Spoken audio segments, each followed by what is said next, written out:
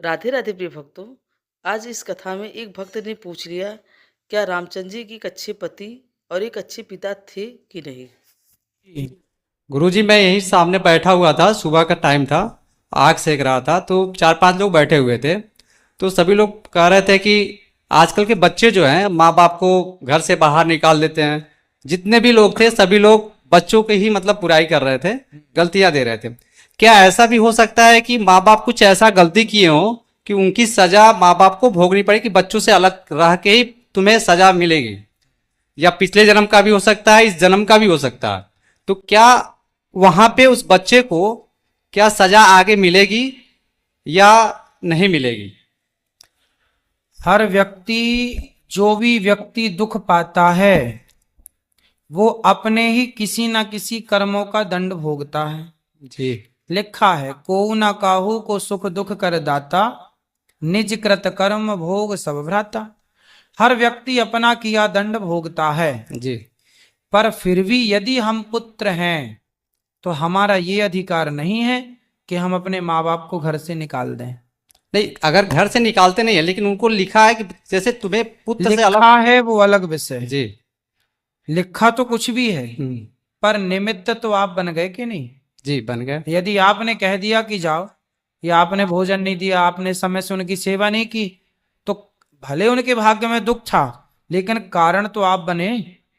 तो आपको कारण ही तो नहीं बनना किसी नहीं, चीज। बच्चा चाहता है कि मेरे साथ रहे हो। हाँ, यदि बच्चा चाहता चाहता है है। कि साथ रहें और फिर भी ये ना रहें, हाँ। तो वो अलग विषय हो गया कि वो अपनी इच्छा है, मन है, उसे बच्चे का कोई अपराध नहीं है। जी। दूसरा प्रश्न ये है, जैसे गांव में कहते हैं लोग कि हाँ कोई गलतियां हो जाती हैं, तो कहते हो कि हाँ 10-12 ब्राह्मण को आप खिला दोगे सही हो जाएगा। तो मान लीजिए हम जाते हैं, ब्राह्मण को लेकर आते हैं, खिलाते हैं, तो मान लीजिए बहुत सारे ऐसे लोग होते हैं जो नशा भी करते हैं। क्या हम उनको अगर खिलाते हैं तो क्या दोष लगेगा या वो सही है? किन को खिलाते हैं मतलब मान ब्राह्मण? लीजिए, हाँ ब्राह्मण, जैसे मान लीजिए 10-12 ब्राह्मण को बुलाया, हमने ठीक, खिलाया, हाँ। लेकिन उसमें कुछ ऐसे हैं जो नशा भी करते हैं, दारू पीते हैं ऐसे। तो क्या उनको अगर हम खिला रहे हैं तो वो हमें दोष पड़ लगेगा या नहीं लगेगा? आपको तो पुण्य मिलेगा क्योंकि आपने किसी को भी अन्न दान दिया। भाई, अब मैं अन्न बांटूं और ये कहूं कि भाई ये तो नशेड़ी है, इसे ना दो, लेकिन उसे यदि भूख लगी है तो भले नशेड़ी है, हमारा धर्म है कि भूखे को रोटी देना। अब वो नशा किया है, वो उसकी अपनी समझ है, उसे नहीं करना चाहिए, वो उसका अपना मैटर हो गया कि भाई तू कर या मत कर। बाकी हम तो आपको पानी पिला रहे हैं तो हम ये थोड़ी देखेंगे कि आप नशा किए हैं कि नहीं, आपने ये धारण किया है कि नहीं। भाई हम पानी पिला रहे हैं, प्याऊ है, सब पियो। भोजन, आप गौरी गोपाल में भोजन बट रहा है, जी। बहुत सारे शराबी यहाँ के भोजन करते हैं, रिक्शा चलाते हैं, कुछ लोग शराब पीते हैं, चलो वहां बट रहा के भोजन भी करते हैं और लड़ते भी हैं, है ना। तो उनकी गालियां भी सुनते हैं हाथ जोड़ के।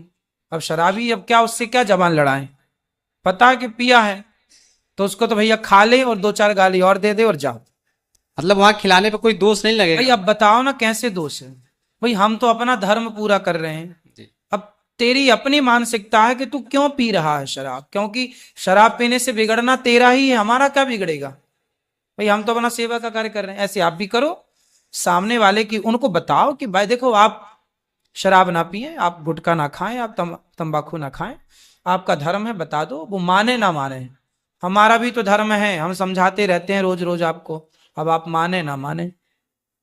ठीक है। तीसरा प्रश्न है कि अगर मान लीजिए हम जैसे जा रहे थे रास्ते में, एक अगर मान लीजिए हम जैसे जा रहे थे रास्ते में, एक माता जी जा रही थी, तो लड्डू उड्डू ऐसे कुछ पैकेट में ली थी। तो मेरे दिमाग में ये आया, अगर हम इनको बता देते हैं तो आगे एक बंदर था, अगर बता देंगे तो ये अपना मिठाई छुपा लेंगे, बंदर को नहीं मिल पाएगा। अगर नहीं बताते हैं तो बंदर को मिल जाएगा। तो क्या जो मेरे दिमाग में आया है, तो इससे क्या कुछ मेरे अंदर मुझे दोष लगेगा कि नहीं? आपको क्यों दोष लगेगा, आप नहीं। अपने रास्ते से चलिए बस। लोगों का, यदि आप किसी की हेल्प कर सकते हैं, उसे आवश्यक है और आपको लग रहा है कि इसे हम सही रास्ता बता सकते हैं, तो बताने में बुराई नहीं है। आपको पता है कि सामने चोर हैं, आगे जी डाकू हैं और कोई जा रहा है, आपको पता है कि आगे डाकू है, इसको लूट लेंगे, तो आप बता सकते हैं कि भाई आगे डाकू हैं, आगे चोर हैं, अभी मत जाओ, आप उसकी ही मदद कर सकते हैं, तो ये पुण्य का कार्य है। अब आपको ये तो पता था कि आगे डाकू हैं, पर आपने उसको बताया नहीं, चूंकि उसने आपसे पूछा नहीं, तो ना तो आप पाप के भागी हैं, ना तो आप पुण्य के भागी हैं, आप तो न्यूट्रल हैं, अपना जा रहे हैं। लेकिन सवाल है, वो तो नहीं आए तो मैं आके उसका सवाल पूछ रहा हूँ। बोल रहे थे प्रभु राम जी जो हैं वो अच्छे पति और अच्छे पिता नहीं बन पाए, उसका क्या एक्चुअल उत्तर होगा गुरुजी? अच्छे पति और अच्छे पिता नहीं बन नहीं बन पाए क्योंकि सीता माँ को जो वनवास छोड़ दिए थे और जो भी दुख हुआ जो भी हुआ, इसीलिए उसी के हिसाब से वो उनका वो एक तो प्रश्न है कि वो अच्छे पिता उनके और अच्छे आपके पति। पड़ोसी से पूछना कि तुम बन पाए अच्छे पति और अच्छे पिता। वो तो वो भाभी जी हैं, भाभी जी हैं, उनका क्वेश्चन है वो। अच्छा, तो उनसे बोलना कि राम जी एक अच्छे पुत्र भी हैं, एक अच्छे पिता भी हैं, और एक अच्छे पति भी हैं, एक अच्छे मित्र भी हैं, एक अच्छे राजा भी हैं। राम एक अच्छे पति हैं, सीता मां को उन्होंने वनवास नहीं भेजा। सीता मां ने खुद कहा था कि मैं अपने बच्चों को संतों की कुटिया में जन्म देना चाहती हूं। जब सीता मां गर्भवती हुई, राम जी को सूचना दी कि मैं गर्भवती हूं। राम जी ने कहा सीता कुछ मांग लो मेरे से, क्योंकि आप मेरे पुत्रों की मां बनने जा रही हो। सीता मैया ने कहा मेरा मन है कि मैं अपने बच्चों को संतों की कुटिया में जन्म दूं, ताकि संतों वाले संस्कार बच्चों में आए। ये सीता मैया ने बोला, वाल्मीकि रामायण में ये बात लिखी है, और यही बात रघुवंशम में महाकवि कालिदास जी भी ये बात लिख रहे हैं। 2 जगह के प्रमाण में आपको दे रहा हूं। तो सीता मैया खुद चाहती थी कि मैं वनवास जाऊं, और जब वनवास लक्ष्मण जी सीता मैया को लेकर आए, तो सीता मैया से किसी ने पूछा कि बताओ सीता, तुम्हारे पति ने तो तुम्हें छोड़ दिया, क्या तुम राम जैसा पति चाहती हो? अब तुम्हारे पति ने तो तुम्हें छोड़ दिया। सीता मैया बोली, ये लिखा हुआ है जो मैं बोलने जा रहा हूं। सीता मैया बोली कि जितनी भी बार मेरा जन्म हो, उतनी बार मेरे पति मेरे रघुनंदन ही बने। सीता मैया खुद बोल रही हैं, उस समय जब वो अयोध्या से निकलकर वनवास जा चुकी थी। तो ये तमसा नदी के किनारे उन्होंने बोला कि मुझे राम जैसा ही पति चाहिए। सीता मैया को कोई दिक्कत होती तो वो अगले जन्म में भी राम जैसा पति क्यों चाहती? तो सीता मैया को तो दिक्कत नहीं थी, और राम जी ने सीता मैया को वनवास भेजा ही नहीं। सीता मैया की इच्छा थी मैं जन्म दूं कुटिया में बच्चों को, और एक समाज में एक आवाज उठी कि सीता को हम स्वीकार नहीं करेंगे। आवाज समाज की थी या राम की थी? राम राजा थे। राम कौन थे? राजा थे। राजा थे। और राजा का धर्म क्या होता है? प्रजा की बात सुनना या ना सुनना? सुनना। यदि सुनना धर्म है तो राम जी ने प्रजा की बात सुनी। यदि ना सुनते तो लोग कहते कैसा राजा है, प्रजा की बात ही नहीं सुनता। तो राम जी ने सुनी बात प्रजा की, तो क्या गलत किया? राम जी उस समय केवल पति नहीं थे, समझो। जब जिम्मेदारी आपको राजा की है तो वहां पर आप पत्नी की बात सुनेंगे। राजा को परिवार की नहीं, प्रजा की बात सुननी चाहिए, यही राजा का धर्म है। तो प्रजा ने कहा कि सीता मैया को त्याग दो, तो राम जी क्या करते? मन थोड़ी था त्यागने का, प्रजा कह रही है तो धर्म है राजा का, उन्होंने किया। तो राम जी कहां दोषी हैं ये बताओ?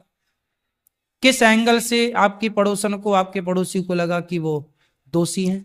वही जो यदि दोषी होते, राम जी को सीता माता पर संदेह होता, तो जब रावण के घर से आई उसी दिन त्याग देते। हाँ। फिर गर्भवती क्यों हो गई माता सीता? राम जी को संदेह यदि था तो सीता रावण के घर से आई तो ही ना त्याग देते उसी दिन। तो राम जी को संदेह तो नहीं था। संदेह किसे हुआ? प्रजा को। अब प्रजा का संदेह है, प्रजा की डिमांड है, इसमें राम का दोष क्या है? चलो ना निकालते, तो फिर मनमाने नाम से पूजे राम जी को, फिर क्या कहते लो? अरे वो तो मनमाने राजा थे, सुनते ही नहीं थे किसी की। तो आप बताओ क्या करते? आप होते राम जी की जगह क्या करते? जो राम जी किए वही करते, हाँ, जो राम भगवान जी किए वही तो करते फिर हैं। बताओ राम जी एक अच्छे पति हैं या नहीं? ना वो तो ये अच्छा मैसेज ये बताओ, छोड़ो हमारी और आपकी, मैं अच्छा पति हूं ये बात कौन बता सकता है? फास्ट, हाँ ये बताओ, आप अच्छे पति हो ये बात कौन बता सकता है?